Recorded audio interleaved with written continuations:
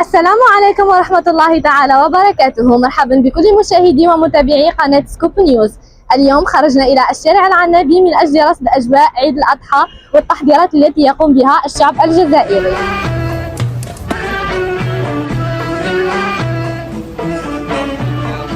نفرحوا بالعيد هذا ونستنى وقتها يوصل وقتها ونروح نصلي صلاة الصبح ونزيد نصلي صلاة العيد ونجيو نضحيو بالضحية هذيك ونتلموا الفاميليا كاملة نديروا الشوا هذاك وناكلوا ونضحكوا ونزهاو.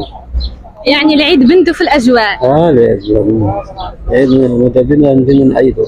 الأجواء العيد ديما ملاحة على بقى في عنابة هنا ومن برانية راه يجيو لهنا حيلقاوها ملاحة معاملة ملاحة وان شاء الله ديما كل عام بخير. عشان الرحيم ربي يبارك لهم في صحتهم في كلش. كاين واحد ينسى ما يتفكرش والديه وكذا الشيء اللي ما مش موالفين به الشيء هذا. بعيد علينا الامور هذه وربي يكون الخير. ان شاء الله يكون عيد مبروك لنا وللبلاد تاعنا ان شاء الله.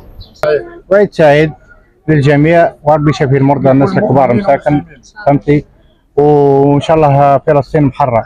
كل عام وانتم بخير. ان شاء الله الشعب الجزائري كل عيد بخير ان شاء الله وربي يطيب قلوبنا مع الناس ان شاء الله وتحية الجزائر. صحة عيدكم وان شاء الله تعيدوا بها كل وان شاء الله خواتنا يعيدوا كل وش اسمه قناة